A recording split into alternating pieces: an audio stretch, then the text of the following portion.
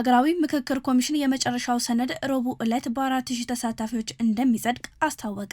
በየቡድኖቹ የተጠናከሩ ምክረ ሀሳቦችን የማጣጣም ስራ እየተጠናቀቀ መሆኑን የኢትዮጵያ ሀገራዊ ምክክር ኮሚሽን ገልጿል። ኮሚሽኑ በትላንትናው ዕለት በሰጠው መግለጫ ከ8 ቡድኖች የተውጣጡ 120 የሚጠጉ ተወካዮች ካለፈው ሐሙስ ጀምሮ ምክረ ሀሳቦችን የማጣጣም ስራ ሲያከናውኑ መቆየታቸውን የኮሚሽኑ ምክትል ዋና ኮሚሽነር ሂሩት ገብረስላሴ ገልጸዋል። ባለ 120 አባላቱ ቡድን በ8 ቡድኖች የቀረቡት ምክረ ሀሳቦች ድግግሞሽ እንዳይኖርባቸውና በአንድ ወጥ መልክ እንዲዘጋጁ ሲያጣጥሙ መቆየታቸውን የጠቀሱት ምክትል ዋና ኮሚሽነሯ የተጣጣሙት ምክረ ሀሳቦች ለ8 ቡድኖች እንደሚቀርቡና ቡድኖቹ በተሰራው ስራ ላይ ግብአት እንደሚሰጡ ተናግረዋል። የተሰበሰበው ግብአት በዛሬው ዕለት ተጠናክሮ ረቡዕ ዕለት በ4000 ተሳታፊዎች ፊት እንደሚጸድቅ ኮሚሽኑ አስታውቋል። አክሎም በምክክር ሂደቱ ላይ የተነሱ ቅሬታዎችን በመመርመር እልባት መስጠቱና በቀሩት ላይ የመፍትሄ ስራዎች እየሰራ እንደሚገኝ አስታውቋል።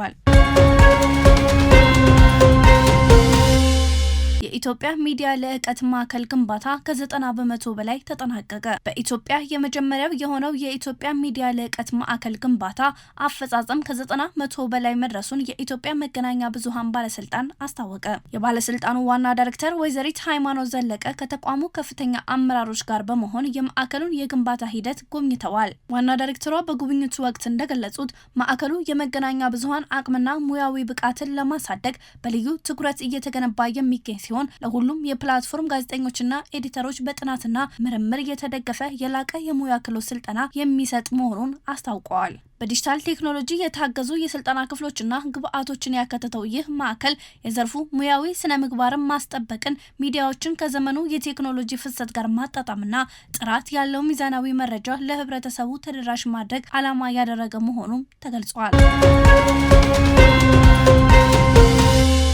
በሳውዲ አረቢያ በአስቸጋሪ ሁኔታ ውስጥ ያሉ ኢትዮጵያውያን ወደ ሀገራቸው ተመለሱ። በሳውዲ አረቢያ በአስቸጋሪ ሁኔታ ውስጥ የነበሩ 2212 ኢትዮጵያውያን ወደ ሀገራቸው መመለሳቸውን የሴቶችና ማህበራዊ ጉዳይ ሚኒስቴር አስታወቀ። በሳምንት ውስጥ በተደረገው 10 ዙር በረራ ከተመለሱ ዜጎች መካከል 2210 ወንዶች፣ አንድ ሴትና አንድ ጨቅላ ህፃን የሚገኙበት ሲሆን 38ቱ ደግሞ እድሜያቸው ከ18 ዓመት በታች የሆኑ ታዳጊዎች ናቸው። በሳውዲ አረቢያ የሚገኙ ዜጎች ወደ ሀገር ቤት የመመለስ ንቅናቄ ከተጀመረ ወዲህ እስካሁን ከ94,000 በላይ ኢትዮጵያውያን መመለስ መቻሉን ሚኒስተሩ ገልጸዋል። ለተመላሾቹ በአየር ማረፊያና በማቆያ ማዕከላት አስፈላጊውን ድጋፍና እንክብካቤ እየተደረገላቸው ከቤተሰቦቻቸው ጋር የማቀላቀል ስራ እየተከናወነ ይገኛል። አክሎም ሚኒስተሩ መደበኛ ያልሆነ ፍልሰትን ለመከላከልና ደህንነቱን የጠበቀ ፍልሰትን ለማበረታታት የጀመራቸውን ስራዎች አጠናክሮ እንደሚቀጥል አስታውቋል።